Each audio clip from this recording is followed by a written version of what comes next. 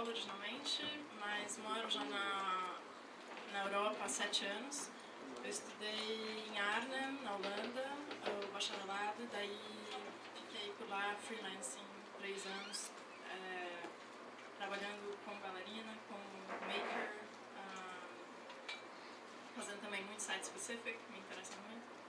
E agora eu acabei de entrar no mestrado na mesma instituição, que tem inclusive panfletinho aqui na porta, se vocês querem dar uma olhada, em inglês, um curso que demora 2 anos, é super interessante, ou seja, se interessar para alguém.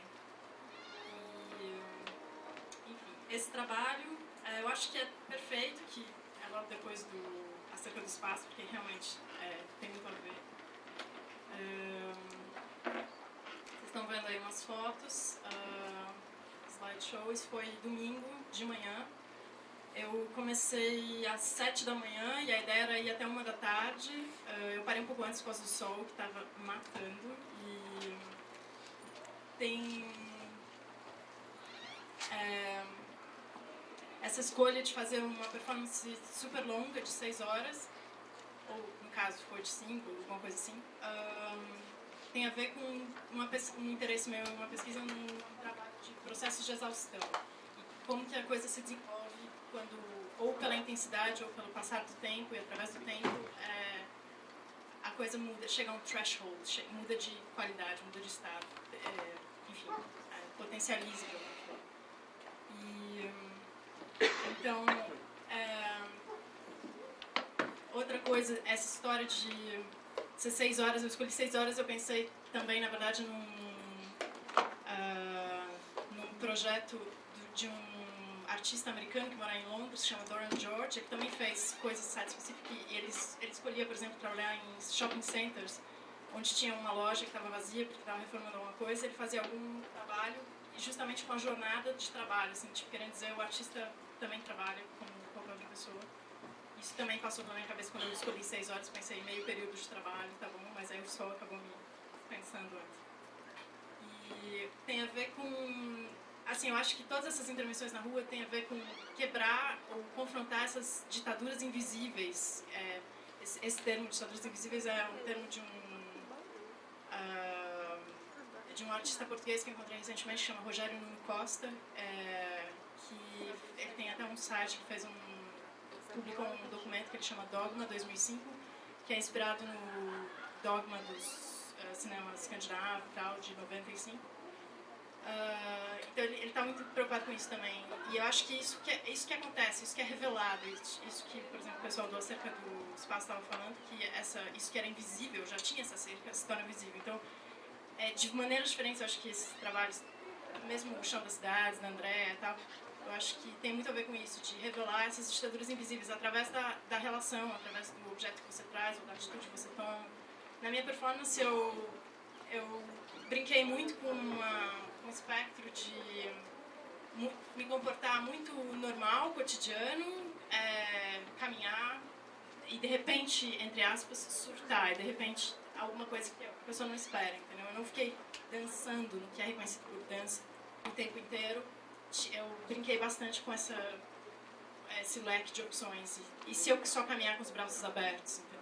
Como se alguém passou e comentou, parece que vai voar. E se eu engatinhar e atravessar a rua, engatinhando, isso confronta, isso revela essas ditaduras invisíveis. As pessoas comentam, ainda mais que na Bahia, que o povo fala mesmo.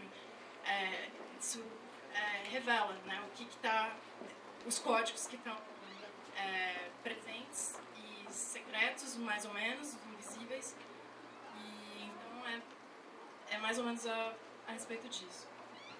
Teve o desenvolvimento no domingo a gente vai olhar uns vídeos daqui a pouco. O desenvolvimento no domingo foi bem interessante. É uma coisa que eu não tinha feito ainda antes, tantas horas em algum lugar.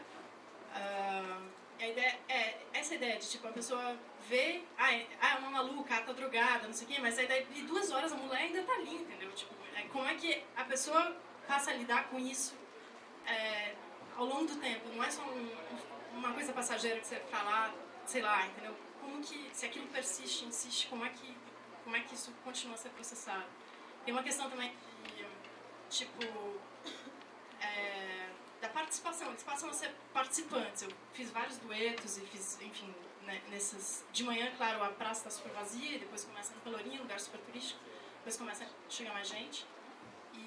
Mas então, essa coisa de participar e de compartilhar o momento e a responsabilidade, não é interação no sentido de dar uma tarefa para uma instrução, ou faz isso aqui, segura minha jaqueta enquanto no meio de uma performance, mas é uma maneira diferente de interagir, que eu acho que tem mais a ver com compartilhar a responsabilidade, tipo, o que é que você faz perante isso? E aconteceram várias coisas, entendeu? Por exemplo, no começo, eu comecei a engatinhar atravessando a rua bem devagar e veio um cara e uma mulher, a paisana, assim, vestido normal, e falaram: bom dia, senhora, posso trocar uma palavrinha? Aí eu olhei pra ele e falei assim, estava muito entretida com o meu engatinhar, falei, na verdade, não. Aí ele assim, só que eu sou da polícia militar. Aí eu apontei pro Fernando, que estava como meu equipe de apoio, monitor, e eles foram conversar e tal, e ele já estava assim, checando com ele, que estava na dúvida se tinha que chamar o carro que pega os loucos, enfim, porque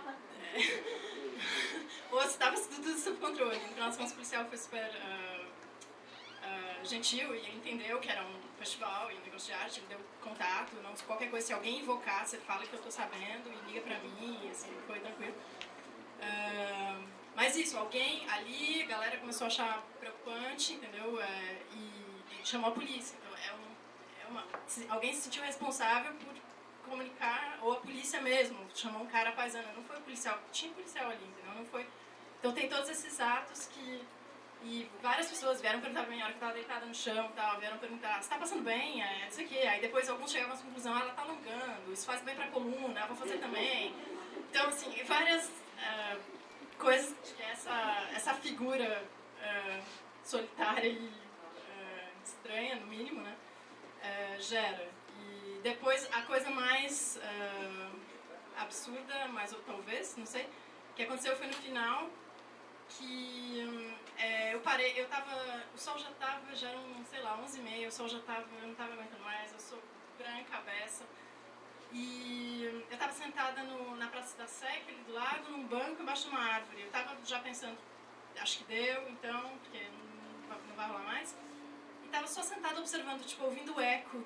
Ainda tinha pessoa ali, gente que me viu dançando ou não dançando, ou agindo estranho, ou, enfim. Só tentando ainda perceber o que ecoa disso, né? O que está acontecendo agora ao meu redor. E aí veio uma mulher, sentou do meu lado e falou assim, você é meu gatinho, eu te vi dançando, você não quer me dar um beijo? Aí eu tive uma conversa com ela, não, porque teu namorado tá aí, eu, não, mas faz meu namorado é que eu não quero, não sei o que, tá. Enfim, foi uma cena que revelou também, nesse processo de várias horas, um começo de atitude da galera ao redor, de rejeição, no começo eu só ouvia assim, mais uma doida pra completar a dose, não sei o que, no começo você ouve... Oi? Estrangeiro é tudo maluco, ou tá drogada, escutei assim, de tudo. E, então essa rejeição, essa coisa passando pela preocupação, você tá bem, não sei o que, quer que eu faça alguma coisa? Não, até posso te dar um beijo? Então, acho que esse foi assim, um desenvolvimento da coisa. E em princípio, quando eu comecei a pensar nesse projeto, eu pensei como um desenvolvimento de um outro solo que eu faço, que chama Where You Were at Night, que é inspirado também pela obra de Clarice Lispector e um livro que chama Onde Estivesse de Noite e tal. E tem uma coisa que eu tava... Nessa história de exaustão, tem uma coisa que eu tava testando, querendo experimentar, que é o seguinte, eu tive muita experiência com o processo de exaustão físico, de ficar se mexendo por 5 horas e tal, e como isso muda a energia do corpo, e como isso muda a presença, e como, na verdade, apesar de ser processo de exaustão em que supostamente você perde energia, tem picos, você está gerando energia de uma forma que nunca imaginei, enfim. Eu quis experimentar o que seria isso mentalmente, tipo, em termos de informação, de nível de quantidade de informação que a gente pode lidar, né? E esse solo é mais ou menos a respeito disso. E acabei que aqui eu me dei conta, então no meu solo, que dura 15 minutos, eu crio todo um mapa super complexo de informações pelo qual eu navego durante a performance, e é justamente a respeito disso, desse lidar ou não conseguir lidar com esse tanto de informação. Tem ovos no chão, ou seja, uma das provas, entre aspas, que eu não estou conseguindo lidar com o que está acontecendo à minha volta é se, por exemplo, eu quebrar um ovo. Mas aqui eu resolvi que... Eu até tinha pensado antes em trazer ovos, alguma coisa assim, ou sabe, mesmo tentar trazer o processo do solo, ou o resultado do solo, enfim, pra cá. Mas eu me dei conta que já tinha informação suficiente assim, para lidar. E realmente, foi muito intenso e muito interessante. Uma coisa que está relacionada a isso que eu li recentemente é um texto de uma canadense que chama Erin Manning, que ela comenta de uma artista que tem síndrome de Down, que chama Amanda Baggs. E eu fui também procurar no YouTube, tal, essa artista, ela fala isso, que ela é super, enfim, no site mesmo dela, ela fala que tem gente que fala que ela é um PhD disfarçando de síndrome de Down, porque ela é super articulada por um lado, mas por outro lado ela é uma pessoa com síndrome de Down. Eu não sei, eu não pesquisei a fundo, mas ela fala isso, que quando ela está interagindo com... Que tem um monte de informação rolando, e quando ela está interagindo com tudo que acontece ao entorno dela, ao mesmo tempo, as pessoas falam que ela está muito envolvida nela mesma, que ela está autista, e que ela está surtando, enfim, E quando ela consegue selecionar frações, coisas que ela quer dedicar atenção particularmente, não dedicar atenção a tudo, aí, isso é normal, então agora ela está se relacionando e tal. Então, essas coisas todas meio que estavam me ocupando enfim. E no Site Specific isso também está lá, mas com uma série de outras questões, como eu estava dizendo, por exemplo, das ditaduras invisíveis e coisa e tal. Outra coisa que aconteceu foi que... a gente poderia dar uma olhadinha nos vídeos, rapidinho, são coisas de 2 minutos e tal. A gente começou... Eu comecei sozinha, mas na verdade, porque o Fernando...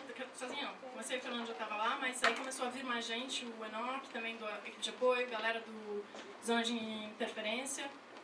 Então, na verdade, se alguém ainda daí do meu grupo, que a gente virou um grupo, no final das contas, que se tornava reconhecível como um grupo, que eu acho que em muitos aspectos não funcionou, porque perde um pouco essa questão de que aí começou, porque tinha câmera e tal, aí fica, então estou fazendo uma filmagem, aí fica tudo explicado, explicável e contextualizado. Então, mas se alguém, por favor, quiser do grupo vir também falar alguma coisa, sinta-se à vontade.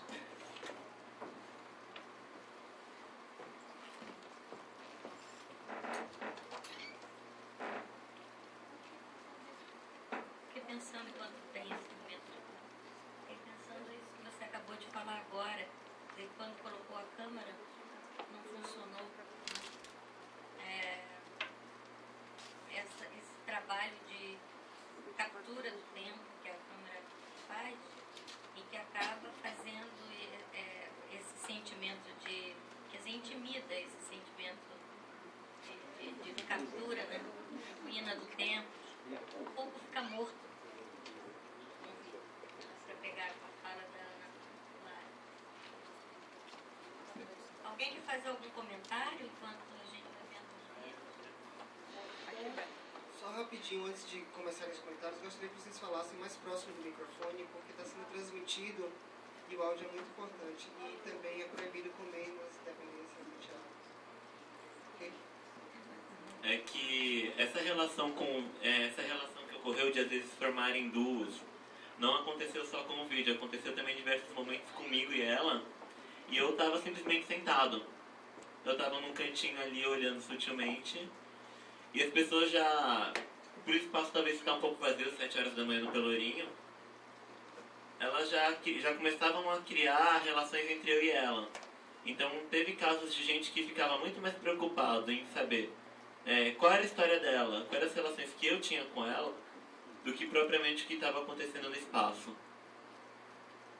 E a partir do momento que eu saquei isso, eu falei, não, vou tentar ficar um pouco mais invisível, um pouco mais desapercebida, e entrou a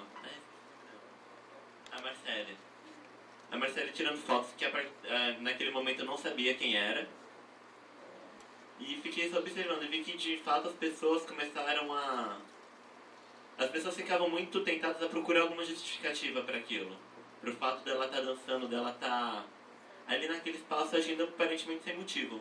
Então essa necessidade de todo mundo encontrar um motivo, uma razão, uma lógica para aquilo estar acontecendo era muito grande.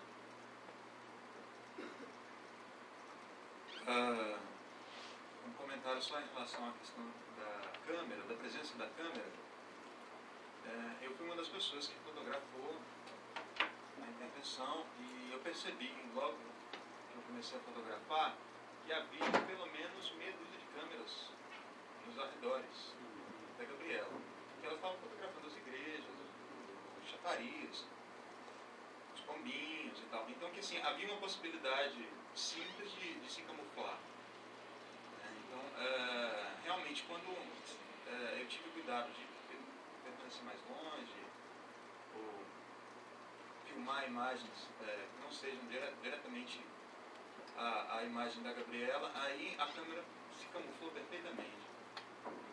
Mas, realmente, quando as pessoas veem a câmera e relacionam imediatamente a figura dançando, a figura filmando, quebra-se, né? Um pouco a espontaneidade e a simplicidade que a intervenção possuía.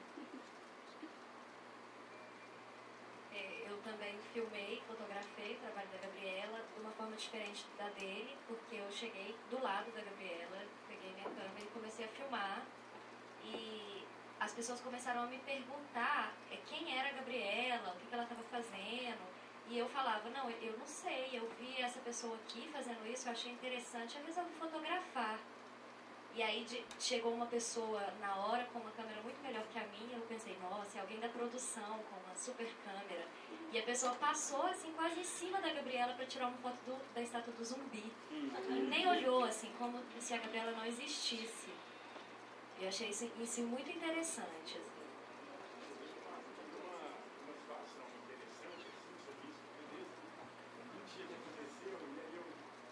Eu vi ele aqui, é ele ali de barba, ele estava caído na praça Campo Grande, e eu cheguei a pegar o telefone e ia chamar uma ambulância para você acredita? Eu fiquei super preocupado, você estava assim com uma expressão de quem estava mal, morrendo na rua, e eu não conhecia nada, e todo mundo passava, ninguém fazia nada, aí ele passou com a câmera e filmando, aí eu, entendi. Fui embora pra casa, sabe? Então que eu te vi, eu pensei, então agora eu entendi a situação. A câmera quebra mesmo, né? Essa mistura de ação da foto. Posso fazer um comentário? Me chama a atenção esse trabalho da Gabriela, que é a questão da ordem e da desordem na cidade. Né? Eu acho que o nosso comportamento cotidiano está muito pontuado, o que a gente pode e o que a gente não pode. Então, na tua narrativa, parece que você vai assim, numa quebra da ordem, onde as pessoas estranham, a polícia te enfrenta e algumas pessoas saem fora, até a solidariedade, se está passando mal, alguma coisa assim. Mas o que é curioso é o que nos move, o teu exercício leva a gente a pensar o nosso comportamento cotidiano, o que nos move, nos faz andar pela rua, o ideário de ordem, né? Quer dizer, se há uma pequena quebra disso, ou a gente tenta ignorar, sai fora para não nos incomodar, ou a gente chama a polícia. Né? Então a cidade está muito pouco permeável ao acontecimento, ao inesperado. Você traz um inesperado aí que é da ordem insuportável. Né? E aí isso gera um incômodo realmente grande, o que remete a pensar o que nos ordena, a ditadura do invisível. Essa questão da ordem, da desordem, eu estava viajando, pensando antes de ontem, que domingo que vem, eu não esperava que eu fosse fazer essa intervenção 2 vezes, mas aí estava na programação, domingo depois. Eu fiquei pensando, o que eu vou fazer domingo que vem? Onde? Talvez no Pelourinho de novo ou não, porque lá é lugar de turista, ou será que eu devia ir para outro lugar? Aliás, se alguém tiver alguma sugestão que conhece Salvador aí melhor, por favor. Mas eu fiquei pensando também, em vez de, por exemplo, para realmente bagunçar a ordem de vez, eu pensei, talvez, em ir para algum lugar com 150 pessoas, entendeu? Tipo, claro que talvez a polícia tenha que ser avisada e tal, alguma coisa, mas o que seria se, de repente, para mim tem uma coisa meio saramaguiana, assim, também, né? Se, de repente, 150 pessoas começam a surtar na praça, como que isso... Porque uma, entendeu? Eu acho que é uma coisa que funcionaria ou uma ou um monte, assim, ok? 2, 3, um complozinho, não sei o quê, mas como que seria a reação se isso acontecesse realmente em massa, entendeu? 6 horas, fica uma galera que dança, que anda de braço aberto, que se joga no chão sujo, que depois anda normal, acontece, né? interage. Os flash mobs. São essas mobilizações instantâneas em espaços urbanos que as pessoas se combinam pela internet e vão num lugar todo mundo, ou fica congelado, ou se agacha, né? 500 pessoas. Gabriela, eu não vi a sua intervenção, mas participei dessa outra que era da Andréa, do Show das Cidades, né? E senti, foram 2 equipes lá na Andréa, foram 4 que se deitaram primeiro, eu me deitei em frente ao Campo Grande, e outra equipe que se deitou na calçada que vai do Campo Grande até a Avenida 7. E nessa segunda vez eu fiquei observando. E para mim foi bem mais forte ficar observando, porque deu para perceber bem mais do que aquilo estava causando na rua, realmente, né? E o que eu percebi, acho que vendo as suas imagens também acontece, e pelo que você fala, acontece mais ou menos a mesma coisa, que se revela muita coisa diferente do que as pessoas estão pensando, do que elas imaginam do que seja aquilo, suas interpretações sobre aquilo. Eu fiquei numa esquina, perto de uma menina deitada no chão lá, que tinha um sinal de semáforo, um sinal de pedestre aqui, então era uma rua de muito movimento, reunia muitas pessoas ali naquele sinal de pedestre. E enquanto o sinal estava fechado, era uma discussão imensa sobre aquela pessoa no chão ali. Então mostra como, agora eu volto para a história do encontro conflituoso. Como é conflituoso? Porque eram muitas opiniões, uns que esculhambavam os meninos, que diziam que ele era coisa de desocupada, outros dizendo que era protesto do PT porque perdeu, outros dizendo que era gente passando mal, coisa de drogado. Então mostra que, além de gerar uma comunicação geral naquele ambiente, pessoas que passam ilesas uma pela outra e nunca iriam se comunicar nem nada, gera também, mostra e especifica exatamente o conflito daquele momento. E vocês, quer dizer, que nós causamos por estar em performance. Né? E eu acho que isso, tanto da Andréa como isso, tal, levanta muita questão de quem é que está jogado no chão. Quem é? Porque isso é super político, assim, esse displacement, esse tipo, não é um mendigo, sou eu, A rua é cheia de gente no chão, que não causa espanto nenhum, né? A rua é cheia de gente no chão que não causa espanto nenhum. Isso, tipo, eu tava passando por turista mesmo, assim, com certeza absoluta. A menina, inclusive, eu esqueci de falar, a menina que me pediu um beijo, ela chegou falando inglês, ela chegou, where are you from? Aí eu sou brasileira. Então, tipo, né? Então, se um turista tá surtando, é diferente, né? Só queria falar uma coisa que, assim, essa performance, uma coisa que eu reparei é que as pessoas que mais se importavam com ela eram as pessoas que conviviam naquele local continuamente. E tinha muito aquela coisa daquela cegueira cotidiana, que a gente participa muito do ambiente, tanto que a gente acaba parando de observar ele. Então, para as pessoas que eram daquele cotidiano, que estavam ali, elas começaram a passar a enxergar o ambiente.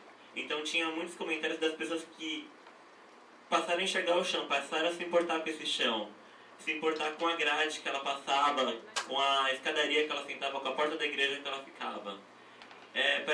Parecia em muitos momentos que aquele local estava sendo redescoberto para aquelas pessoas, tomando um novo significado. Eu queria só fazer uma intervenção aqui, aproveitando a fala. Jardel. Depois da do Jardel, aí a gente chama a outra e aí a gente volta ao debate, tá bom? Eu não assisti o Chão das Cidades, mas eu achei interessante essa questão que você levantou, que na parte do nosso processo de pesquisa, uma das partes foi justamente ir para a rua e tentar experimentar as calçadas de algum jeito. A gente sentava e a gente deitou, né, inclusive, e é muito semelhante também a questão de chamar de... vocês estão fazendo um protesto político, né? Ou a gente deitou também na continuação de uma faixa de segurança. A faixa de segurança delas, em cima da calçada, a gente continuou a faixa com os nossos corpos, né? E fez um listrado assim, de corpos, né? E daí o pessoal, você está atrapalhando, né, não sei o quê, né, sendo que tem várias coisas que atrapalham, inclusive aqui em Salvador tem vários carros que atrapalham, né, você caminhar pelas calçadas, né, e é muito interessante essa questão de como que isso perturba, e é uma coisa muito simples. O que eu acho mais interessante, talvez daí, que eu acho que conecta com o seu trabalho, é realmente a simplicidade desse gesto, né, o que é mais bacana, eu acho que é um desafio para nós, encontrar essa simplicidade disruptiva, né, que é essa coisa de você andar, de repente você começa uma movimentação, né, no meio, assim, que é uma coisa totalmente da potência de cada um, entendeu? Né? Isso não demanda uma habilidade performática maravilhosa para você começar uma movimentação no meio da rua, né? Isso que eu acho interessante. Só a última coisa em relação ao registro, eu acho que a gente ia ser interessante pensar um pouco sobre isso, sabe? Você tem que realmente quando você aparece com uma câmera, nesse tipo de intervenção, você significa na hora a coisa, entendeu? Quando alguém aparece fotografando ela, ou filmando ela e acompanhando, né? Assim como a gente, né? Quando alguém está acompanhando as cercas e tal, né? Isso significa na hora. Né? O nosso desafio era como que, até o Felipe que fez mais registro, né? Como que o Felipe iria fazer para que a gente conseguisse ter talvez um distanciamento, para conseguir observar essa reação, né? E como que é quando vem a câmera também, né? Qual é que é o tipo de significado? Eu acho que a questão do registro é talvez um desafio para a gente pensar um pouco sobre isso. Não, eu queria falar sobre a questão da documentação, é super importante que a gente fale logo no primeiro dia, porque várias vezes também teve, a gente começou com a performance da Caterina e do Carlos no domingo, e a primeira performance foi uma caminhada do Porto da Barra até o Farol. A gente tinha 2 câmeras nossas, mas de repente as pessoas da organização tinham 10 e tinha mais gente fotografando do que a gente fez a performance. E obviamente essa discussão a gente trouxe assim, ao ponto de não documentar mais nada. Porque sempre tem essa questão da documentação em qualquer performance que trabalha com elementos cotidianos. Então, na verdade, eles ficaram, como são estrangeiros, achando muito difícil fazer performance em Salvador, porque a cidade em si própria é performática.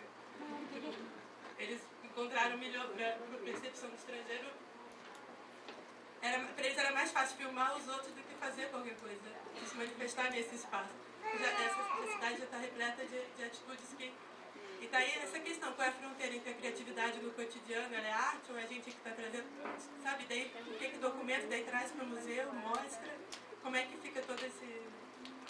E daí eu não sei se a gente pode discutir com todas as intervenções urbanas, a gente tem a necessidade de ver ou a gente pode contar como a cerca do espaço não trouxe nada, né?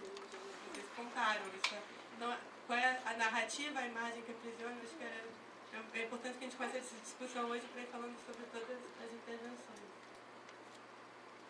Eu ia falar exatamente isso que você já falou. Eu acho que a gente então agora, mas acho que isso é um tema super importante, né? Eu, desde a hora que o Robert, aquela discussão daquele primeiro tempo, eu fiquei pensando naquele texto do Nietzsche, né, da inutilidade da história, e na verdade o que ele está brigando ali não é com a noção de história, mas é com uma certa noção de história, né? E essa certa noção de história, essa história dos corpos mortos, dos corpos como do zumbi, não é? Dos corpos como do Cristo Redentor, essa história de uma matéria inanimada, destituída de vida, eu acho que é isso que a câmara mobiliza.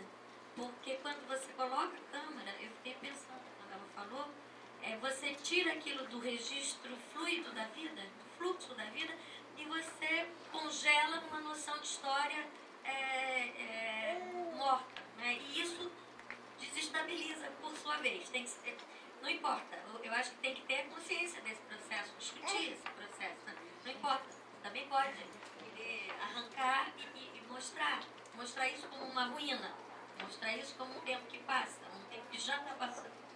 Mas é preciso, eu tenho a impressão que para nós que trabalhamos com cultura, com arte, que tentamos introduzir uma certa teorização, uma reflexão coletiva sobre a nossa própria prática, né?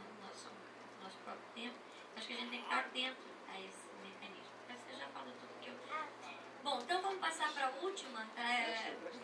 Bianca ainda quer falar um pouquinho. Eu só queria falar uma coisa da documentação. Eu acho que tem que... É bem rapidinho. Eu só acho que às vezes a gente... Não, gente esquece de cuidar desse lado da documentação. Por exemplo, nesse caso aí no Pelourinho, poderia ser deixada uma câmera na estátua, sabe? Como que essa estátua está assistindo a tua performance? Ou mesmo alguém filmando de dentro do comércio, do andar de cima, entendeu? Que afastasse um pouco. Mas por que precisaríamos ter esse olhar voyeurista? Entendeu? Eu estou falando isso porque o historiador é um dos maiores voyeuristas do mundo. A gente pensa que é o cineasta, mas eu acho que é o historiador. O historiador entra ali e vai imiscuir na vida de mortos, vai escavar papel que não tem significância mais nenhuma e vai intrometer ali e vai trazer à tona. Eu me pergunto até onde a gente tem que cultivar. Eu estou dizendo porque imagina. Não, é que no caso da performance, essa discussão já vem desde Christine Stiles, né? Se é documentável ou não é documentável, se a presença do corpo é documentável ou não, né? Mas eu acredito que, pela minha própria experiência como artista, é necessário o registro. Independente, eu, por exemplo, opto por não filmar. Para mim, o que existe no espaço temporal é o corpo presencial. Então, a minha documentação eu faço só com fotografia. Porque aí tu já atravessa para uma outra linguagem, já se torna um desdobramento do próprio trabalho. Mas aí é uma opção pessoal, né?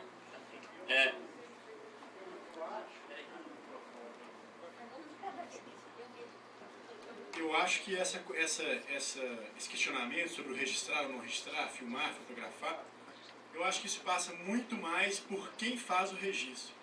Por uma capacidade que essa pessoa que faz o registro tem de se fundir àquela paisagem, como o Felipe falou. Essa é uma preocupação que deve estar todo tempo presente ali nesse exercício, que é difusão mesmo. Por exemplo, então eu vou me passar como turista, que está registrando uma coisa louca que está acontecendo no largo lá do... Como é que é o nome da praça? Terreiro de Jesus. Aí eu vi aquilo ali... Não. Eu acho que eu trabalho, assim, tenho uns amigos que são cineastas. E sempre quando eles vão fazer vídeo documentário, o documentarista ele tem essa preocupação. Como é que você, por exemplo, faz uma... Não, eu sei, mas aí já são duas coisas. Ou a gente está trabalhando na perspectiva de um vídeo que faça parte do trabalho de performance, ou é simplesmente uma possibilidade de registro. É absolutamente diferente. A minha intervenção é no sentido de, vamos fazer um registro. Eu estou ali, por exemplo, a Gabriela está desenvolvendo um trabalho e eu tenho um amigo ou conhecido uma pessoa que vai fazer o registro daquilo. A minha intenção, a minha intervenção, ela vai no sentido de pensar o trabalho desse que registra o trabalho, e não daquele que faz parte.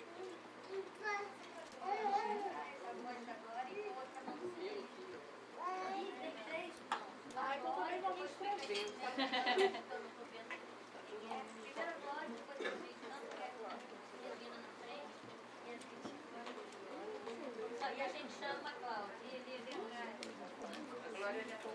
Vai falar o que ela vai. Glória, chegou. Tá chegando. Cadê a bailarina?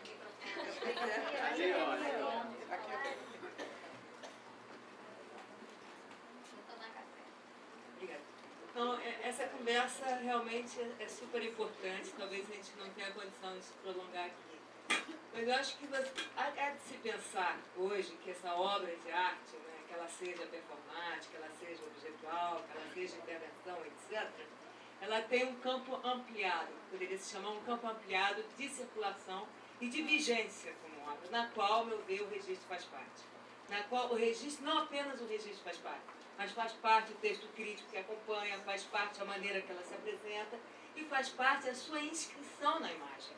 Eu acho que a gente fala de registro, mas mais do que isso, quer dizer, ela vai se perpetuar pelo tipo de inscrição que você faz na imagem. E essa inscrição não é anódina, não é à toa, quer dizer, é levada em conta pelo artista, está presente e que você sente por vezes na performance, e eu acho que alguém que falou aí, eu concordo plenamente, quer dizer, a própria presença de quem está registrando faz parte da performance. Não só ela significa, apontando que é uma performance, por vezes você vê essa situação maluca de ter quase mais gente fotografando do que a própria performance, né? Então, é porque ela já se já se vê, né, nessa circulação enquanto imagem. Agora, eu acho que é um debate longuíssimo, né, difícil da gente ter aqui. Eu só queria retomar uma coisa que já foi falada aqui a respeito da ressignificação do espaço urbano, que a intervenção acaba acontecendo, e é claro que eu não estive lá presente no Pelourinho às 7 horas da manhã, mas a partir dos registros que eu estou aqui observando, eu pude ver que o corpo da Gabriela, ele compartilha esse espaço com as outras pessoas que estão ali e ocupando os espaços que as pessoas ocupam. Então, assim, na maioria dos momentos do vídeo eu estou vendo que ela está ali procurando a sombra. E aí a gente pode ver aqui, agora nessa imagem que está aí, que as pessoas também estão compartilhando a sombra. Então, eu acho que essa ressignificação de olhar para o chão, de olhar para o banco, de ver onde que tem a sombra, é algo muito potente das intervenções urbanas, e acho que essa potência da ressignificação é algo que a gente deveria estar atentado.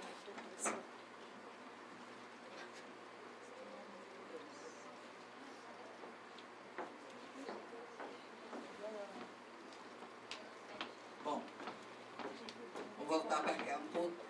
Só queria fazer um comentário, já que eu, como historiadora, fui devidamente provocada. Estava lembrando uma grande discussão que a gente tem, até o próximo trabalho que vai ser apresentado. A gente anda pelas ruas da cidade fotografando, filmando e gravando sons. A gente faz mapas móveis que a gente... essa foi uma das grandes questões que foram levantadas para a gente. Mas você faz uma foto, captura milhares de fotos, sons, e a gente trabalha com isso na perspectiva de que nós estamos fazendo registros da vida cotidiana, da apropriação do uso dos espaços na cidade, das formas como as pessoas estão, da experiência. Aí veio a longa discussão. Como que você fez? Você retirou isso de determinado lugar? Você congelou determinadas coisas? Como que você... Depois de uma longa discussão entre nós, chegou-se à conclusão... A gente chegou à conclusão, o historiador precisa dos registros. O que ele faz? Ele vai buscá-los. Ele não necessariamente os produz, como a gente está fazendo. Nós vamos buscar determinados tipos de registro. A partir daquilo que a gente quer discutir, a partir das questões que a gente levanta e tal. Mas nesse caso desse projeto que a gente faz, quando nós mesmos passamos a produzir esse registro, falar da experiência da rua, falar da rua enquanto espaço vivido, espaço público, espaço... Aí quando a gente captura determinados pedaços, flashes, ruídos, significados, símbolos, etc., da rua, a gente registra e tira aquilo de um determinado lugar. Como que a gente pensou nisso? A gente chama isso agora de dispositivos de memória. São pequenas, né, Pedro? São pequenos fragmentos que a gente aciona. E aí eles são possíveis da gente criar outras performances, da gente propor outras performances. Numa ideia de tempo e espaço que a gente tem trabalhando muito, que são tempos de encaixe, espaços de encaixe. Então, são várias possibilidades de encaixe. Esse registro retirado de um determinado momento, ele é uma forma de encaixe, com uma série de outras possibilidades que se tem. E aí ele funciona, o registro funciona para a gente como um dispositivo de memória. Essa foi a forma como nós estamos pensando essa questão, como historiador. Hein? Bom, na verdade, então, o próximo trabalho, que é uma discussão de uma comunicação urbana, que é isso que a gente está pensando, que é a Cláudia Fonseca, acho que tem tudo a ver com essa discussão que estava sendo feita aqui, e é o último trabalho agora da parte da manhã, depois a gente vai almoçar e volta para a parte da tarde.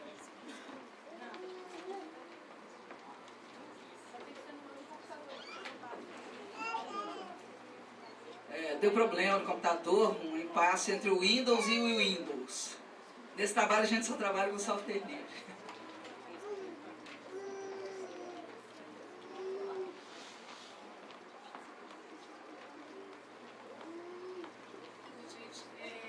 Eu sou Cláudia Fonseca, sou doutoranda orientada da ALEM.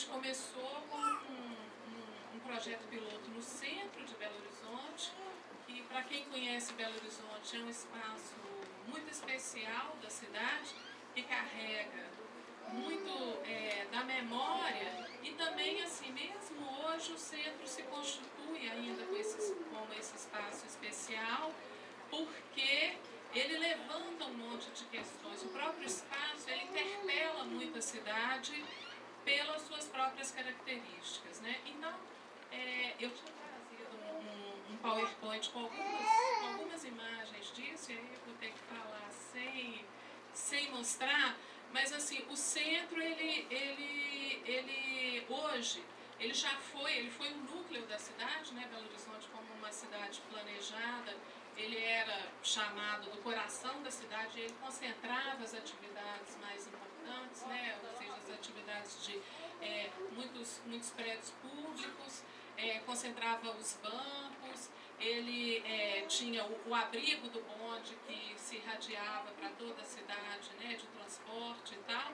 E ao longo, né, do século de existência de Belo Horizonte, o centro foi deixando, assim, na verdade, na cidade foram sendo constituídas outras centralidades, e o centro foi perdendo um pouco disso, né, um pouco dos edifícios públicos se transferiram para outros lugares, os bancos também saíram, né, esse núcleo, ele ficou muito pequeno em relação ao resto da cidade, né, que ultrapassou em muito o que era previsto para a cidade, né, o tamanho que era previsto para ela alcançar. E aí o discurso mais comum hoje sobre esse espaço é que ele deixou de ser um espaço fundamental para a cidade, esse espaço que seria o coração da cidade, para se constituir numa coisa que para a gente, para o início do trabalho é muito importante, para se constituir num lugar que é só de passagem. Quer dizer, essa coisa, ela ficou muito na cabeça da gente, e talvez até um pouco provocados por essa coisa da passagem. O que é um lugar que é só de passagem? Como nessa época, esse projeto ele nasceu num prédio no centro da cidade, a gente via que tinha muito mais coisa do que só gente passando naquele espaço, né? Ali não era de jeito nenhum, tinha gente morando nas ruas, trabalhando nas ruas, se encontrando nas ruas. Então, essa coisa da passagem, o que é só um lugar de passagem, virou quase que uma provocação para a gente olhar para aquele espaço. E foi mais ou menos isso que a gente fez, né? A gente olhou o que é um lugar, por que ele é só um lugar de passagem? Porque uma das características, né, que eu acho que acionam esse discurso é que as pessoas cruzam o centro de Belo Horizonte para se dirigir para um outro lugar. Quer dizer, você tem uma movimentação, você tem hoje, assim, só para falar um número, cerca de 20 mil moradores no centro e cerca de umas 100 e poucas mil pessoas trabalhando lá. E, no entanto, você tem um fluxo de pessoas, isso são dados assim, que são meio controversos, mas que a gente viu um número de gente que fala que 550 mil pessoas cruzam o centro, e a gente já viu dados da Polícia Militar que falam que mais de um milhão de pessoas passam por lá diariamente. Então, essa coisa sempre assim, esse número enorme de pessoas passando por lá foi esse provocador. E eles passam por lá, basicamente, para ir ou para pegar uma condução para ir para outro lugar, né? Ou eles estão chegando lá para fazer compras ou para fazer alguma coisa e usar os muitos serviços que estão disponíveis ali naquele espaço.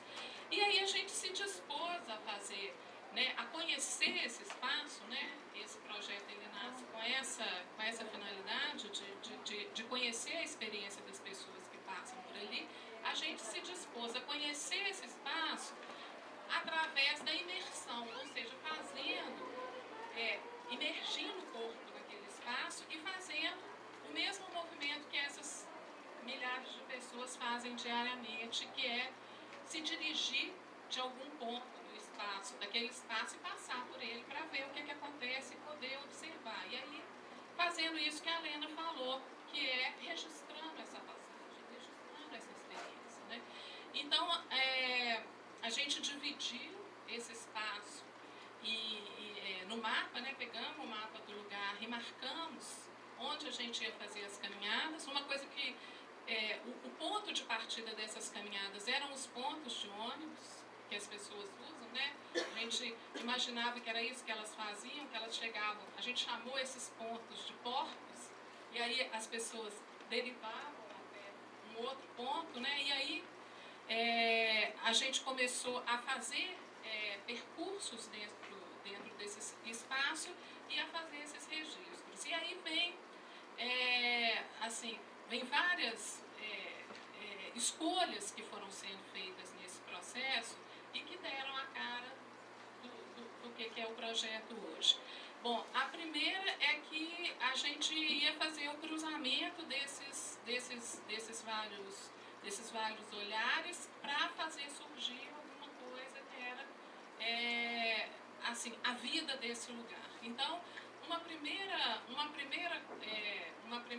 aproximação, nesse momento o grupo teve uma primeira aproximação assim, com os situacionistas, né, com o movimento situacionista, e assim, essas caminhadas e esses registros, eles foram muito inspirados, né, nas propostas dos situacionistas, e nessa ideia, assim, a ideia que inicialmente era ver como que era essa experiência da passagem e ver os usos que as pessoas faziam das ruas, ela foi assombrada o tempo todo, ela foi inspirada o tempo todo pela ideia de situação proposta pelos situacionistas. Ou seja, o olhar do pesquisador, seja o que estava fazendo o diário de campo, seja o fotógrafo, seja a pessoa que estava gravando sons ou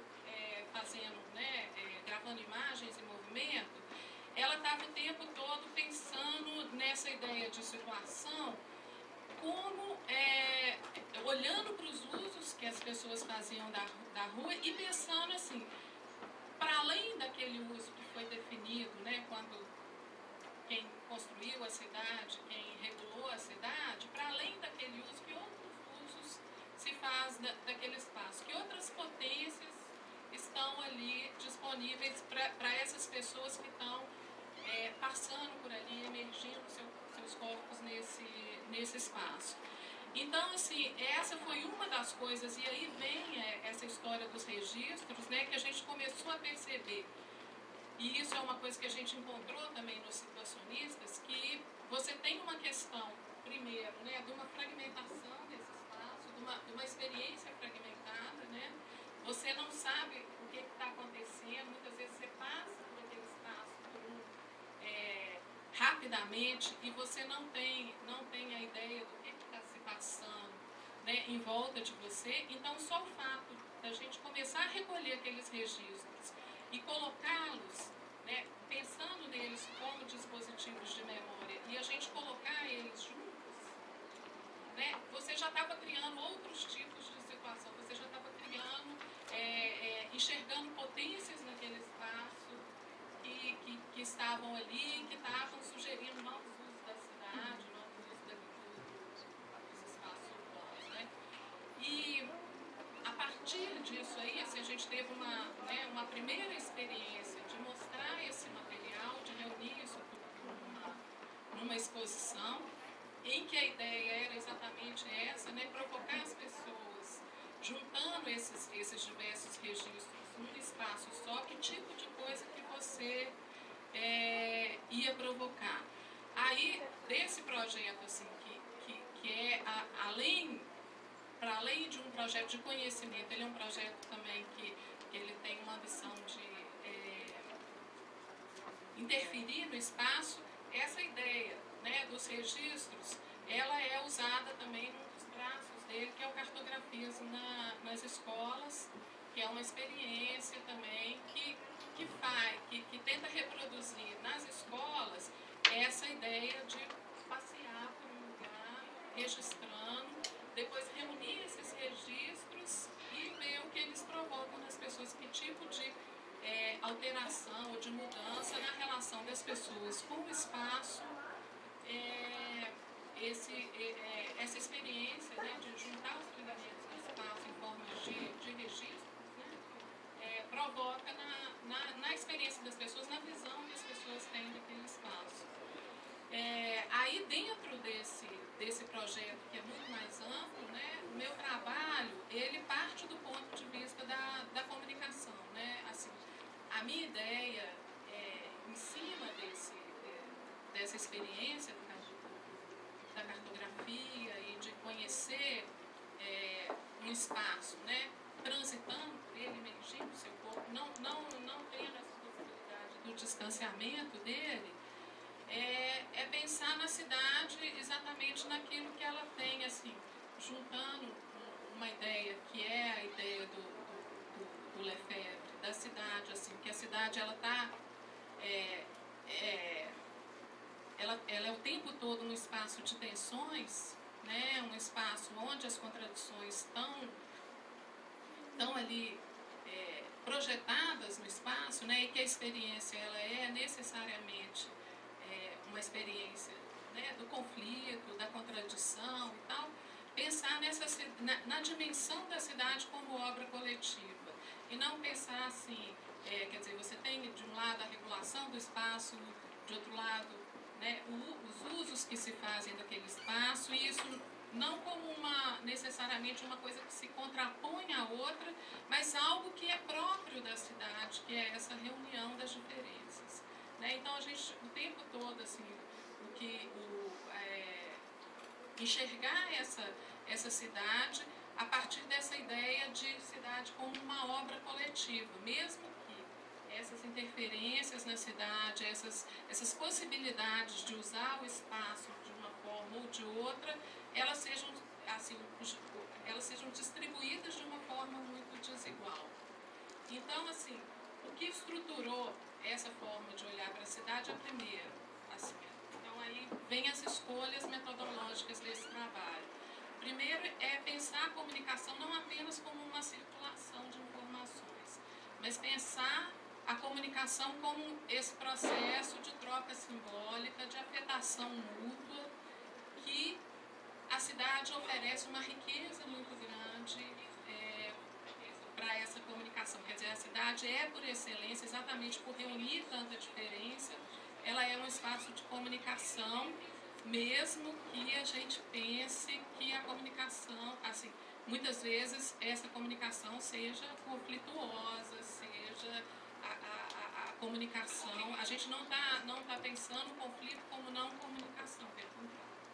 Está pensando o conflito, ou a contraposição, ou as diferenças como potencializadoras da comunicação. A outra coisa que a gente pensou é a questão da rua como o lugar privilegiado para poder acontecer essa comunicação, né, que é uma certa altura do processo que nós começamos a chamar da comunicação urbana por excelência, que é essa comunicação das ruas, onde as diferenças, onde estão se comunicando, seja de que forma for, harmoniosa ou conflituosa, os diferentes. E a última coisa que a gente pensou é a questão do ponto de vista mesmo, que aí tem várias categorias que foram propostas pelos pesquisadores todos que estão no projeto, que nascem a partir dessa história do ponto de vista. Ou seja, a gente radicalizou nessa proposta de captar a cidade pelo ponto de vista de quem não. Quer dizer, então todos os registros realizados, né, e tudo que resulta desse trabalho é capturado a partir desse ponto de vista, de alguém que está andando pelas ruas da cidade. Aí, assim, resultando desses trabalhos, a gente tem várias propostas, né? Tem uma proposta do Pedro, que está aqui, que é a proposta do registro de paisagens sonoras, tem o da Milene, que é a proposta dos diálogos urbanos, e o meu trabalho, que acabou se focando na questão das interações mesmo que acontecem nas ruas, e eu selecionei as interações que acontecem nesse espaço do centro, em torno das bancas de jornal e revista, que são lugares assim interessantes para você conhecer o espaço, né?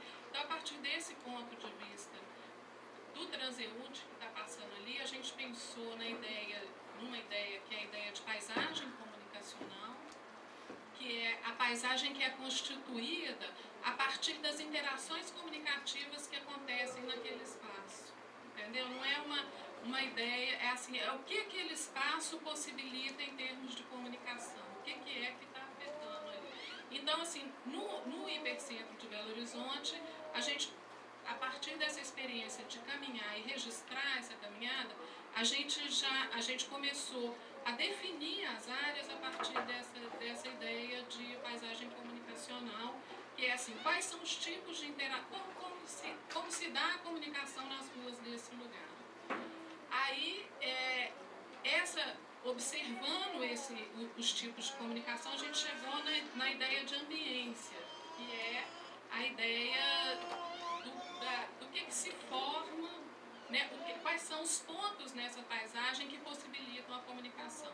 Porque aqui alguém até, assim, me lembro de alguém falar que essa coisa do passar direto, do não ver o que está acontecendo, a gente começou a ver alguns pontos que são, por exemplo, os pontos de ônibus, as portas dos comércios, as bancas de jornal e revista, que elas conformam isso que a gente está chamando de ambiência comunicacional, que possibilitam o acontecimento da comunicação.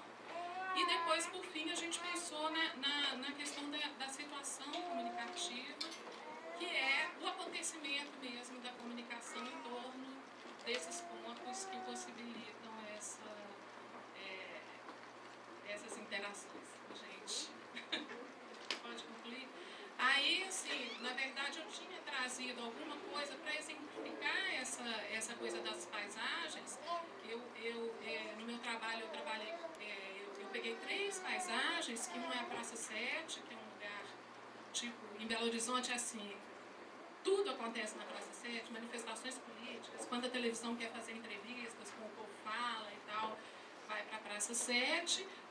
A outra paisagem que eu trabalhei eu chamo de O Porto, que é a praça da rodoviária da cidade, que aí é um espaço à margem, né, um pouco à margem da cidade, mas dentro da cidade.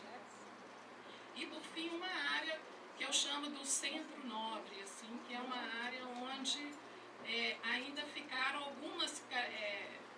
ainda estão presentes algumas dessas características desse passado, quando o centro era um lugar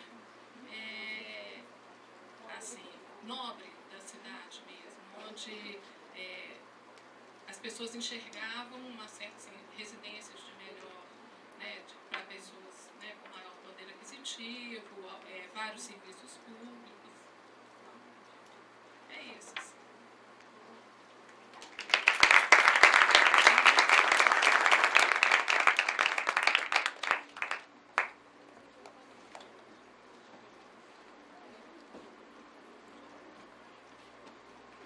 Fiquei achando curioso que a gente estava com essa discussão de documentação e você traz logo na sequência essa sua ideia de cartografia que a gente não pôde ver, né, porque é por um problema tecnológico, a gente acabou passando pela descrição. Mas quando você fala dessa tentativa de captar a cidade pelo ponto de vista de quem anda, eu acho que é mais ou menos também uma das coisas que a gente está tentando fazer aqui no encontro, que foi o que a gente tentou fazer com o mapa, como eu disse ontem, mas que é a proposta dos próprios situacionistas, dessa imersão na cidade.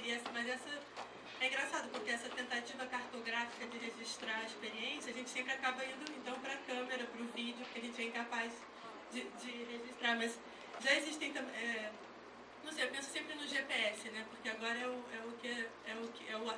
device, é o objeto que substitui, o que nos ajuda a nos situar na cidade pelo ponto de vista da gente mesmo, que é uma deconstrução do mapa tradicional visto de cima, porque aí você vai andando e sabendo, agora é norte, agora é direita, agora é esquerda. É um exercício de deconstrução dessa cartografia totalizante. E eu, ao mesmo tempo, eu faço um paralelo, fico pensando nos descobrimentos, sabe, nos navegadores, quando saem pelos mares e começam a mapear terras incógnitas. E que eles mapeiam só o que eles veem, sem saber o que vem depois ou o que vem atrás, se é para lá ou se é para cá. Então são aqueles mapas inacabados. Eu não sei o que você fez como cartografia, mas fico especulando, fico imaginando, porque é o que a gente também estava tentando fazer, um dos desafios, quando a gente estava discutindo se a gente ia registrar performance ou não, a gente está fazendo um mapa, que é um exercício experimental de como é que essas geografias particulares da experiência se dão de forma...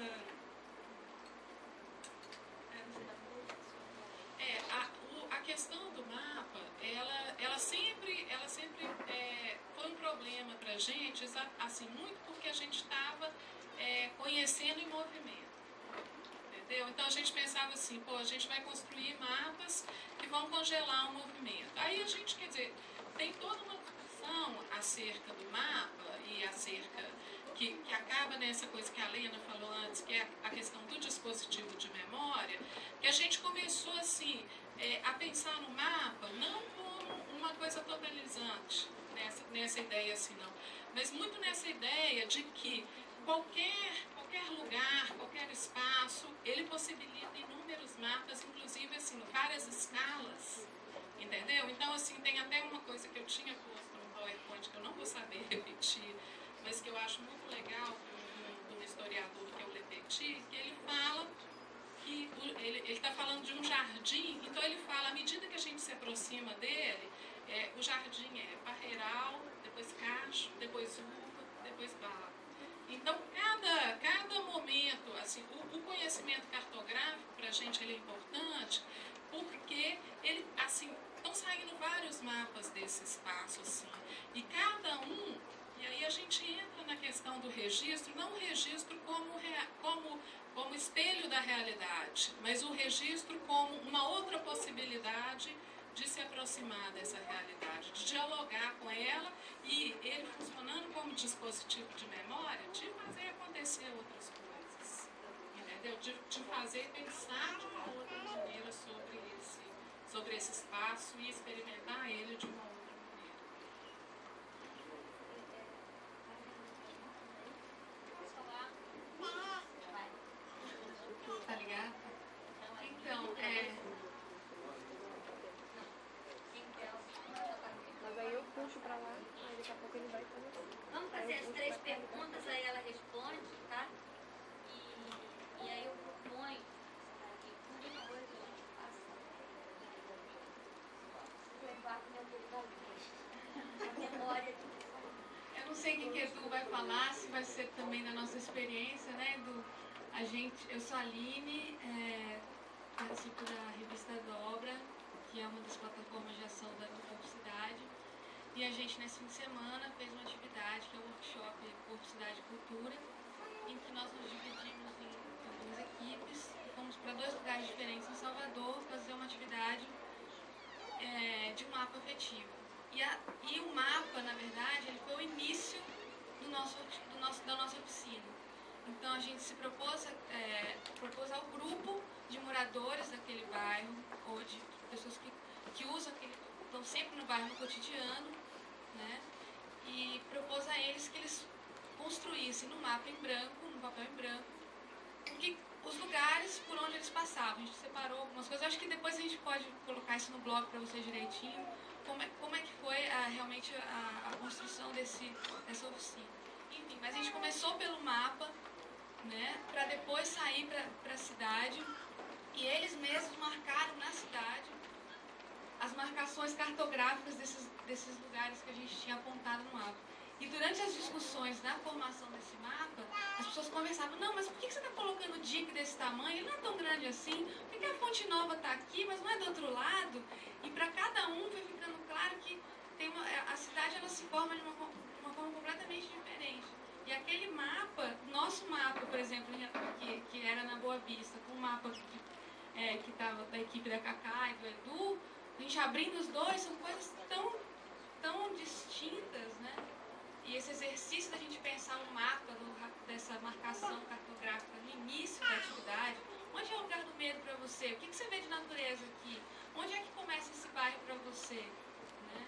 Foi uma experiência para a gente assim, muito intensa, assim, muito gratificante. E a coisa de você imaginar, alguém falou aqui também, o que essas pessoas pensam isso depois, né, da atividade? O que fica depois para eles, né?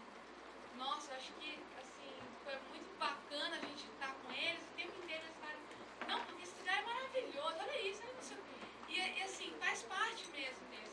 No nosso caso, era um grupo de teatro e de dança, né, da comunidade. E acho que eu vou depois o Edu vai falar da sua experiência também, né? Nós vamos dar um corte por aqui, e aí a gente volta na Eduarda e ela responde, tá? Então, Luiz Antônio, depois o Eduardo, eu vou falar sobre cartografia amanhã. Eu já voltei. Bem,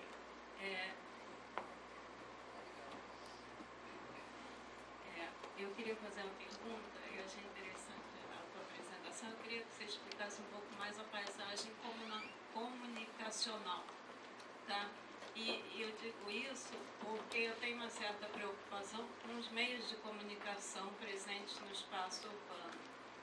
E digo isso, não sei se eu falo para lá, para cá.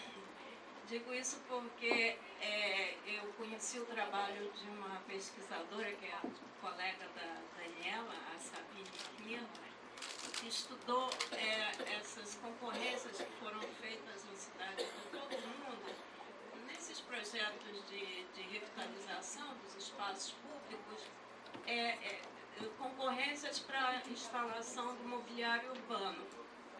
E dentro dessas concorrências, que são para fazer os pontos de ônibus, os orelhões, os bancos e, enfim, espaço de jornaleiro, mas não sei o quê, tem um detalhe especial, que é uma espécie assim de galinha dos ovos de ouro, que é uma cláusula em que a própria empresa que faz o design e que acaba fazendo a produção, ela se reserva ao espaço da propaganda. Então, os pontos de ônibus, os orelhões, não sei o quê, eles têm aquela propaganda. E eu acho muito preocupante que existam, assim, então, algumas poucas empresas que é um certo oligopólio aí, por causa das grandes cidades, e que tenham esse poder, né, de escolherem, pela vontade de algum executivo, né, o que vai aparecer em todas as nossas cidades, né? Isso é preocupante, além da homogeneização que isso vai promover, e essa paisagem comunicacional me assustou um pouco pensando nesse futuro. Então, eu queria tornar público assim, a importância do seu trabalho para mim, no caso, que eu estou no momento iniciando um trabalho sobre mobilidade humana na cidade. E ouvindo você falando sobre a passagem, a meu ver, é uma questão importante em cima de um alerta político para quem trabalha com a questão da cidade. Você lê alguns ensaios sobre a metrópole contemporânea, etc. e tal, e você encontra uma lamúria muito grande sobre a cidade do capitalismo contemporâneo, que é a cidade da passagem, onde se passa e nada acontece, aquela história toda. E eu vejo que o teu trabalho vai na contramão desse pessimismo espertalhão do contemporâneo, ou seja, onde você anula qualquer possibilidade de potência da cidade e quer descobrir, né, em Belo Horizonte pontos, né, que defina a passagem como sendo esse lugar onde nada acontece. Né? Acho muito interessante. Te ouvindo, eu me lembrei de um autor que já estuda já há algum tempo, para mim um grande pesquisador sobre metodologia da cidade, que é Ítalo Calvino, você deve conhecer. E ele tem uma das cidades do Calvino que fala sobre a andorinha e o rato. Eu vir estudando a passagem, fazer um trabalho cartográfico, você pode ter o olhar da andorinha, que eu ver o olhar desse intelectual lamuriento do contemporâneo, que vê a cidade de cima, mas não desatento a tudo que está acontecendo na imanência, no chão. Ele de cima fala, olha a Nigéria, olha o Rio, olha Salvador, as coisas lá estão extremamente destruídas, né? E o olhar do rato, que é esse animal que não olha de cima, mas que atravessa e passa pelo solo. Né? O rato, ele vive a sensação do... O corpo dele acompanha a imanência, o chão, né? O corpo do rato. Ele lida com detritos, ele percebe a densidade, o crespo, o liso do espaço, ou seja, é uma passagem onde o corpo e a vida vai tendo todos esses rumores, né, esses encontros aí. Então, eu vi teu trabalho, me interessei muito, queria só fazer esse comentário de você provocar a questão da noção de passagem, né, e tornar isso, só essa consideração. Né. Em consideração com relação ao registro, eu acho que você traz essa discussão bem presente no seu trabalho, e a gente estava discutindo aqui também sobre registro, Mas para mim existe uma diferença, tem que ser marcada aí nesses dois registros que nós estamos falando. Você está falando do registro do passante que vem e filma a cidade assim como ela é. O registro que a gente estava discutindo antes é do registro de uma intervenção ali que está quebrando exatamente esse cotidiano que vocês, no trabalho de vocês, tentam registrar para fazer a cartografia. Como você trouxe os situacionistas, uma questão principal para o situacionista é a participação. E eu acho que no caso da intervenção urbana, da intervenção no espaço urbano que vai ser registrado, o grande problema é que o registro, eu acho que muitas vezes quebra a participação do transeunte.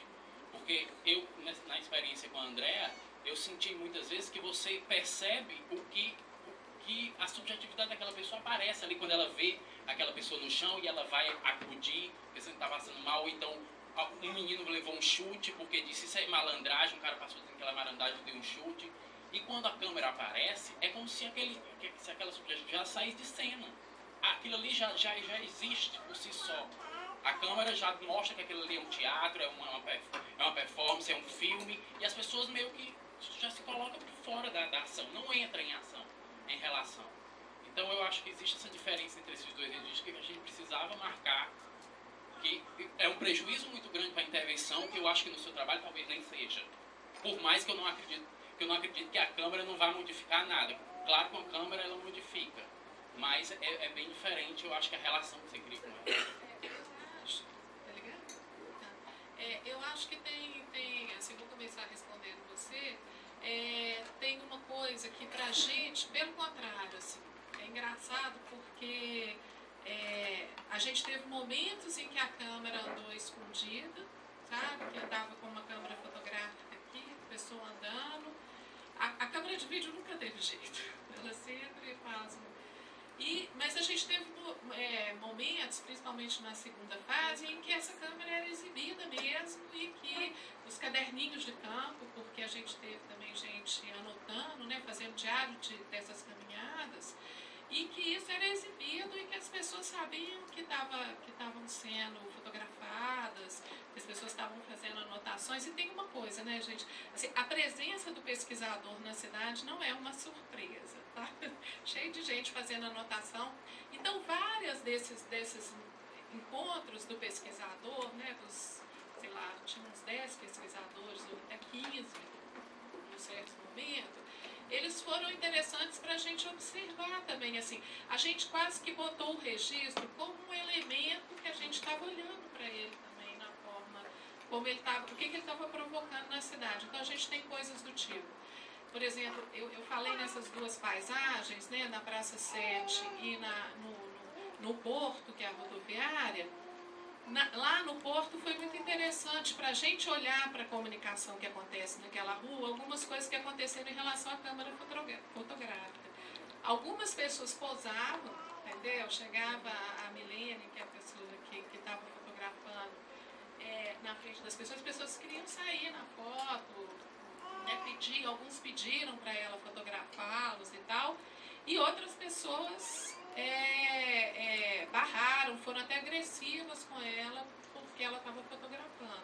E justamente isso tinha a ver com as características daquele lugar, sabe? Essa forma de interação das pessoas chamou a atenção para um tipo de comunicação que acontece ali, para um tipo de interação que acontece ali, que tem a ver com isso, que tem muitas atividades que estão nessa fronteira do formal e do informal, do legal e do ilegal e tal, e que a presença de gente anotando, ou fotografando, ou filmando, incomoda, né?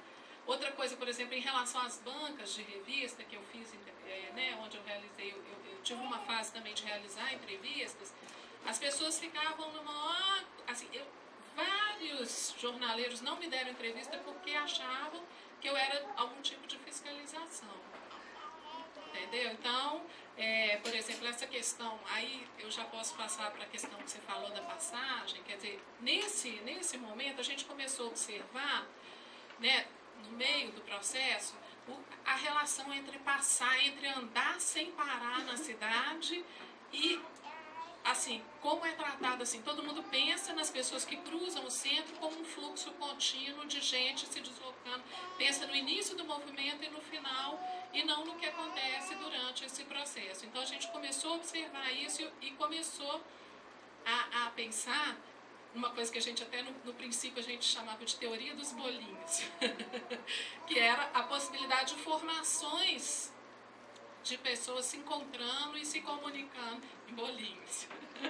A teoria dos bolinhos. Mas assim, de isso como uma potência mesmo, como que o bolinho ele é uma potência de comunicação na cidade, uma potência de encontro mesmo. Então, algumas coisas na cidade, tipo banca de revista, ponto de ônibus, quer dizer, você tem um ponto de ônibus, começa a vir um ambulante, começa a vir, sabe, pessoas começam a se aglomerar ali, e aí até, você pode pensar até assim, no núcleo, aqueles pontos ali, como até um núcleo do átomo que vai atraindo as partículas, que são as pessoas que vão passando por ali.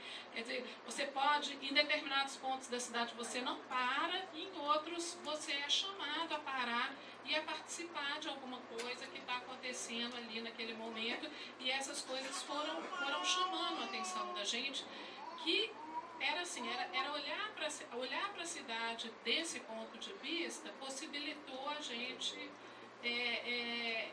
descobrir essas coisas, assim, não falar que o centro é um lugar, que é essa história que você falou, assim, onde não acontece nada, onde as pessoas só passam e aí a experiência delas está esvaziada, aí não acontece nada. Então, assim, quer dizer, a gente foi um pouco desconstruindo nesse processo, desconstruindo essa ideia e achando, assim, que na verdade essa desqualificação do espaço, desse espaço que a gente chama de espaço, que é o espaço público, é o espaço do encontro, é o espaço de acontecimento da cidade, a cidade faz sentido a partir dessas possibilidades de encontro. É aí que você pode dizer que você está numa cidade.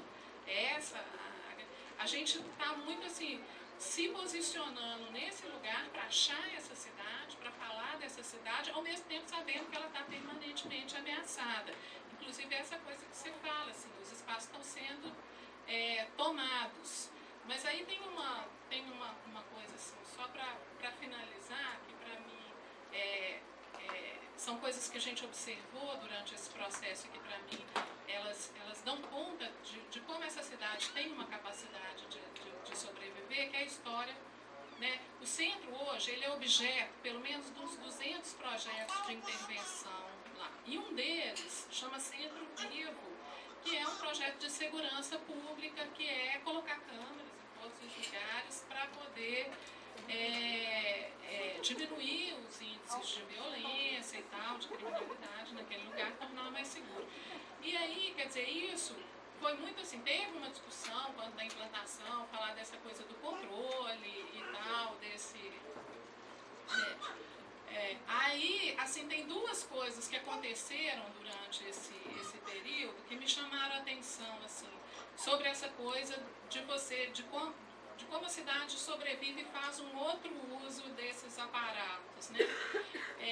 Uma foi uma personagem que a gente viu, assim, isso saiu nos jornais durante o tempo que a gente estava fazendo a pesquisa, que é uma mulher que é moradora do centro, que se intitula Regina Duarte, e que ela faz performances para a Câmara do Olho Vivo. Ela simula atropelamentos, sabe? Aí as pessoas ela vai para frente das câmeras, aí ela vai lá, desmaia, leva ketchup, ela faz mesmo uma cena, aí as pessoas estão enlouquecidas, chamam o SAMU, aquele negócio, chama a polícia, tarará. Aí quando os caras chegam lá, é a Regina Duarte atuando para as câmeras.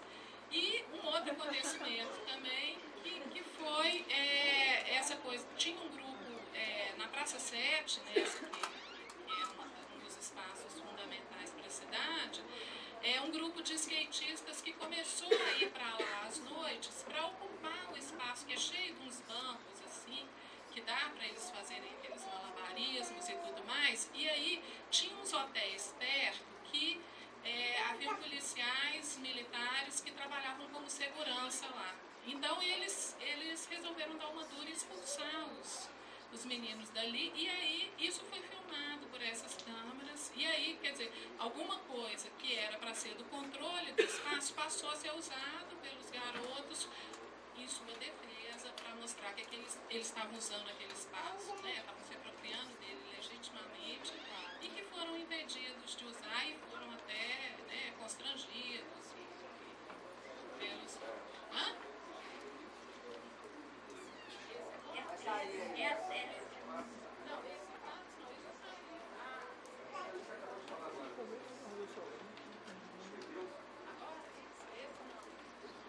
Ainda não. Vai sair, vão sair, já tem. E eu vou defender a tese sobre esse trabalho agora. Convidado. Olha, é com muita fome e dor no coração que eu encerro os trabalhos da manhã cheia de dúvidas e às 3 em ponto a gente vai começar. Eu peço para a Cristina colocar já na tela antes a imagem e a Paola vai dar mais uns avisos. Tem uma cantina aqui do lado para quem quiser. Tem um computador ali que está preso, mas está livre para quem quiser colocar imagem, texto, etc. no nosso blog. Já tá logado, então quem quiser passar a imagem já pode ali. E outra coisa, está sendo transmitido ao vivo pela internet. Então, se vocês quiserem avisar as outras pessoas, o site do lado de fora tem um quadrinho ali do lado de fora com o site. Quer dizer, está dentro do nosso site, mas tem um outro link. Tá bom? Então, até 3 horas. Vamos começar na hora, porque depois tem lançamento de livro.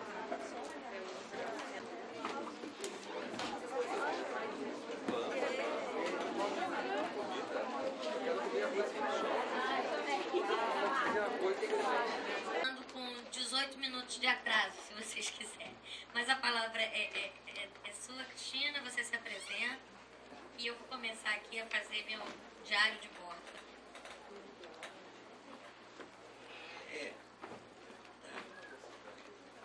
Só não, né?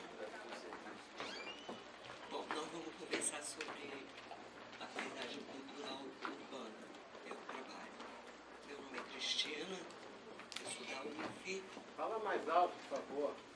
Meu nome é Cristina. Tá bom agora? Excelente. Eu sou da UF, mestre pelo programa de pós-graduação em arquitetura e urbanismo da UF. E estou trazendo esse trabalho, essa contribuição, para participar da confrontação de ideias aqui no evento. A paisagem cultural urbana, considerações ambientais e paisagísticas para as frentes marítimas de São Francisco, Charito, Jurujuba, Niterói e Rio de Janeiro. O trabalho eu dividi em 2 grupos. Foi dividido em 2 grupos. O primeiro grupo envolve esses itens em verde, a parte teórica e metodológica do trabalho. A proposta do trabalho é teórica e metodológica. E eu vou conversar rapidamente sobre isso com vocês, para vocês entenderem depois a segunda parte, que é um clipe, um videoclipe rapidinho de 10 minutos, tá? O trabalho foi movido, dirigido a regiões litorâneas, e o motivo do trabalho, da proposta, são o esgotamento dos recursos naturais nessas regiões. Essas questões colocadas aí levaram ao desenvolvimento do trabalho. Alto impacto, urbanização intensa, inadequada e invasão em escala mundial nessas regiões litorâneas pela atividade turística e pelo crescimento populacional.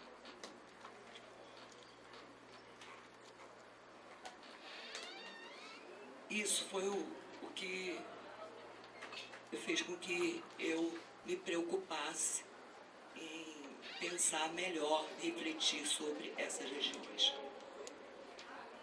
Essa proposta, tá, desse trabalho teórica e metodológica que envolve a paisagem cultural urbana como uma ideia para contribuir no processo de planejamento urbano, promovendo a valorização dos processos paisagísticos culturais locais, tá?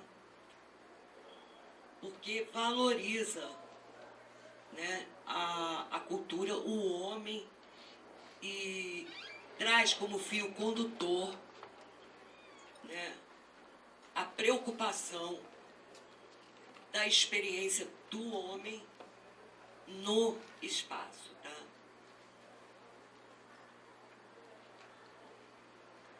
Traz também a ideia da preocupação com as experiências de vida coletiva, a preocupação da experiência do cotidiano, da diversidade de história e da memória. Essa é a ideia da paisagem cultural urbana. Não é uma paisagem estática. O trabalho pensa a paisagem como paisagem humana, como a paisagem contendo vida. É a experiência do homem para o homem.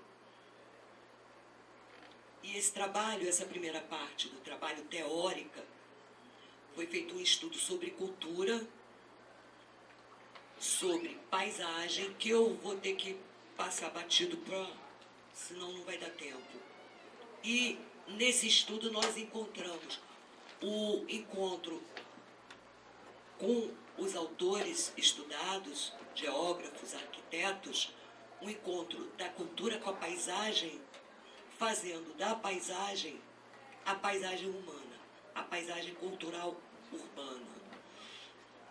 A que representa, a que traz para a gente informação, né, para o entendimento de atitudes e valores da população em relação ao seu mundo.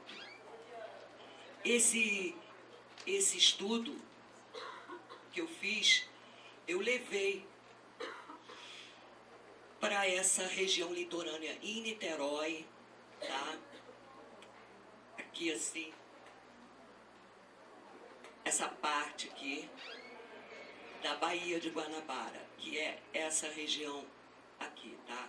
São 3 bairros de Niterói: São Francisco, Charito e Jurujuba. Eu levei essa ideia de trabalhar o processo de planejamento urbano como e tratar a paisagem, né, o espaço urbano, como uma paisagem cultural urbana.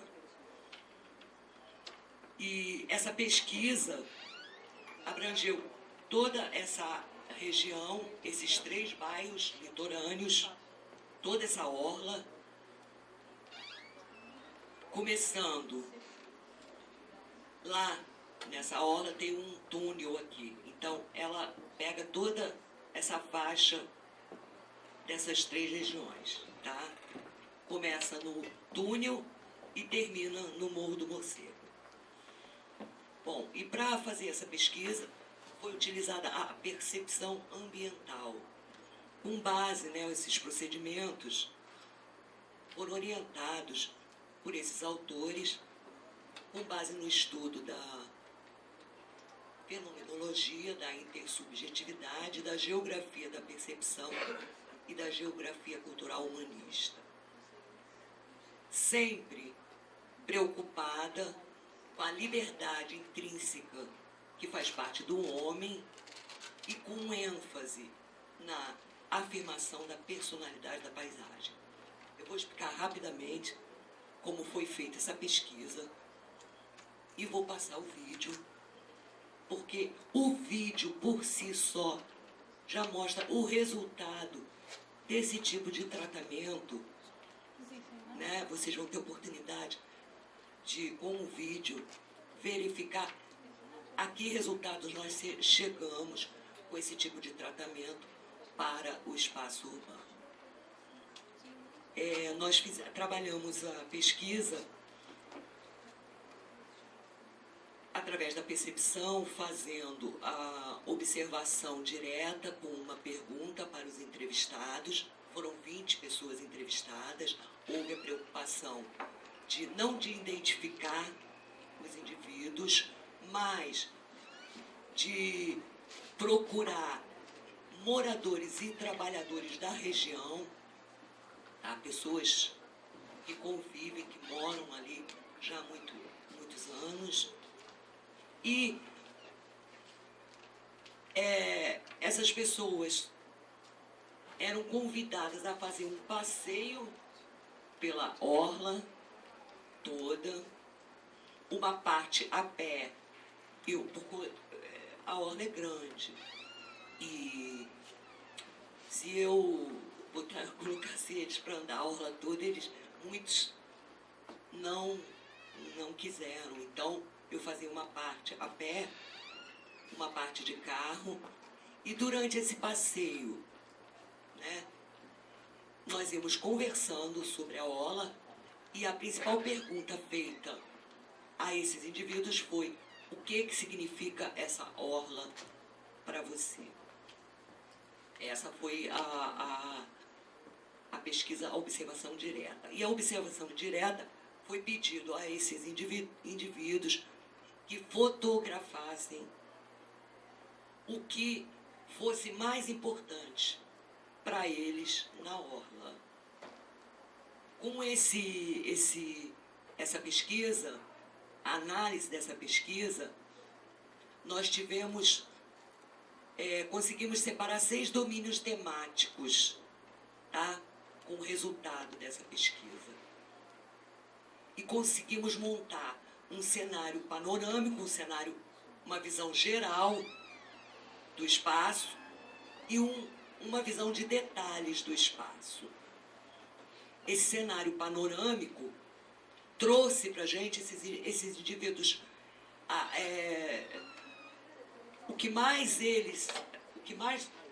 eles pontuaram nesse cenário panorâmico foi a memória, as qualidades visuais e sensíveis do local, da área, a consciência ambiental e as relações que eles mantêm com o espaço.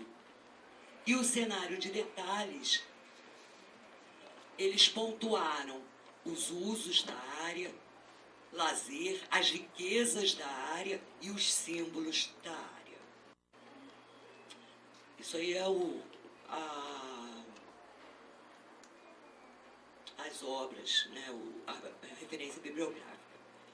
E esse resultado que nós obtivemos nessa pesquisa, ele está nesse clipe que eu vou passar para vocês.